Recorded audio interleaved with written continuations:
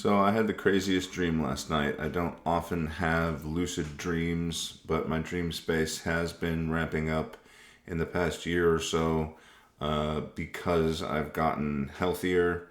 Did not know that I was unhealthy for a long time. If you want all the deets, then you can go back and watch the last couple videos I posted before this one. I haven't finished the most recent one. Let's just say I was unhealthy for a very long time and I did not know it. And as your spirit is being slowly sapped away by a disease, everything is affected. Your dream state is affected, all of that, your spiritual life, obviously. And so I just wasn't dreaming the way I used to dream. And I had a semi to completely lucid dream last night, which was incredibly spiritually significant. Basically, I was amongst a bunch of people, crowds of people, stadiums of people. Also, it was a stadium, like sports arena slash schoolhouse, college. Also, what else do they turn into? Also, hotel. Basically, where you find lots of people. A building where you find lots of people. And that's a common theme for me. I'm always wandering through hotels and houses, other houses. I don't know why. I don't know why. It has its own type of significance. And also places of learning. I think it has something to do with my spirit in general. Anyway, I'm wandering through these places, and it's a combination: sports arena, school, hotel, and people were like noisily with their thoughts, with their energy, just kind of like grabbing and groping at me from all around. And it was very murky, and it was only not even semi-lucid at that point. I feel like I was somewhere between actual waking consciousness, because I wasn't sleeping very well, and a sort of lucid dream. And then there was this one point where someone who had like very like low energy, just kind of like staring at me, and just like, with like anger or hatred, just wryly staring at me. And he sort of like reaches his arm out towards me as I'm walking past him up some stairs. But as he does that, his arm just stretches out and sort of warps and goes straight through the center of my chest. And I suddenly start to feel my energy just like lowering and sapping out of me, seeping out of me. And it was at that moment that I was like, wait a minute. I'm an energy healer. I'm an energy worker. I have power. I can handle this. I can do this. And I started to attempt to do the yang mudra, power mudra, which is thumb, middle finger, pinky all together in a sort of sphere or ball. In front of the belly, or you could do it up like this if you really want to, or whatever. And that's considered the yang mudra in esoteric Taoist practices. But my fingers were like warped, like I'm struggling to get this mudra going so that I could hold this shape, so that I could radiate some energy, emit some powerful spiritual energy, so that I could stop these people from grabbing at my shit. And it was a real struggle for a very long time. And then I remembered I was specifically trying to use LAPIS AKA DUA. If you followed my stuff with the AKA DUA before, you know that this is not a what's the word? Not a standard variety. The standard variety has 7 forms of energy. And in the system that I've come to know, there are 2 other forms of energy within the AKA DUA, one of those being lapis, that being the very highest of the energies, basically corresponding to the soul star chakra.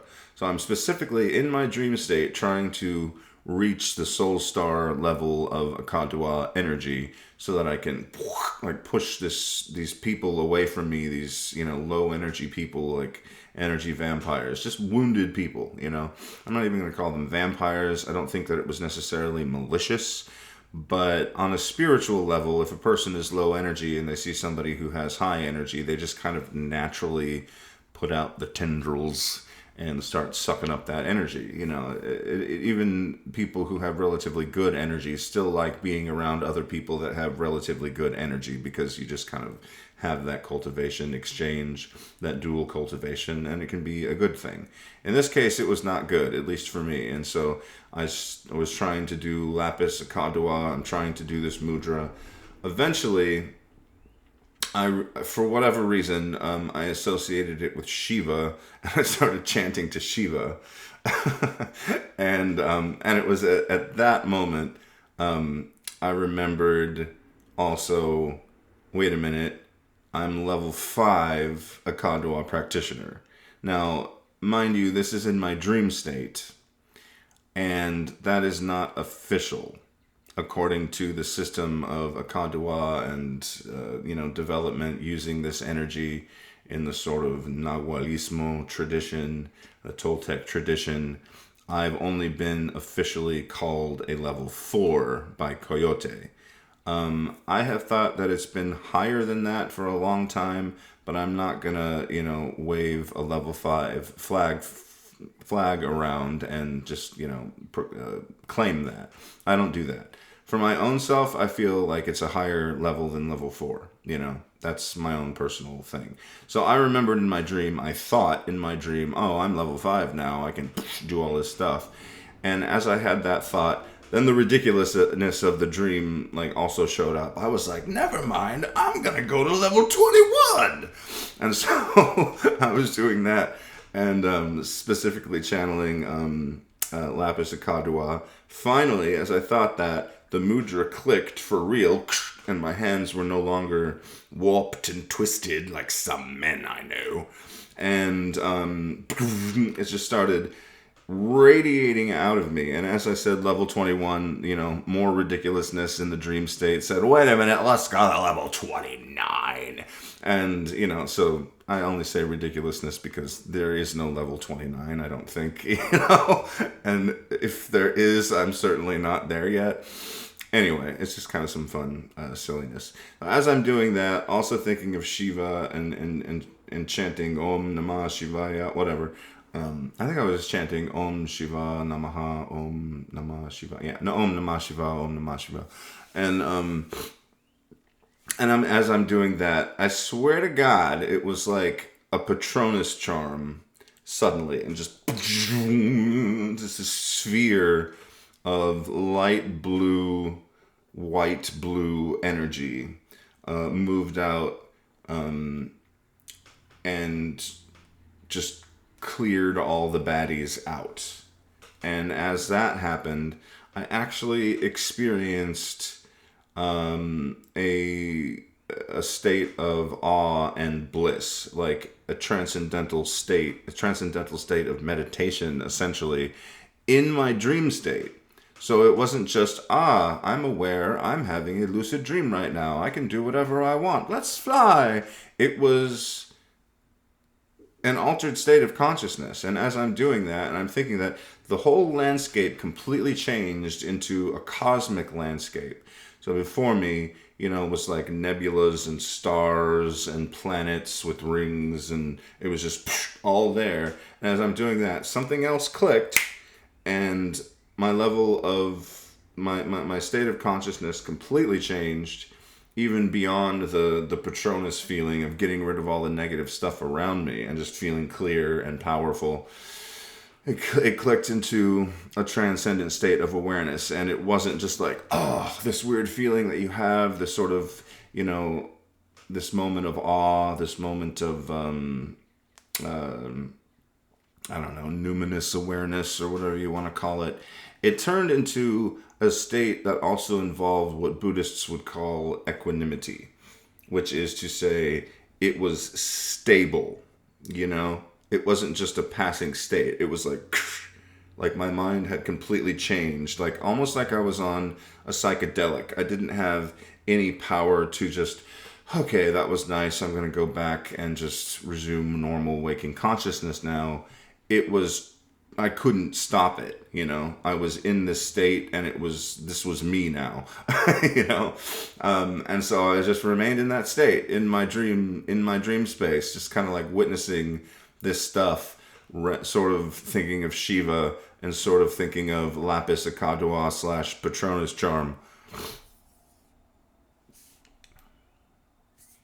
So it's a very strange dream that I had, but I also started to remember the stuff that I used to do. Specifically, light language. I was also chanting light language before I started chanting to Shiva in the dream. And it just kind of like woke me up. Not physically, not literally woke me up, but it woke me up to the idea that, yeah, the stuff that I do is powerful. The stuff that I have been doing for so many years is powerful. And I don't know why, you guys, I just don't share it as much as I used to.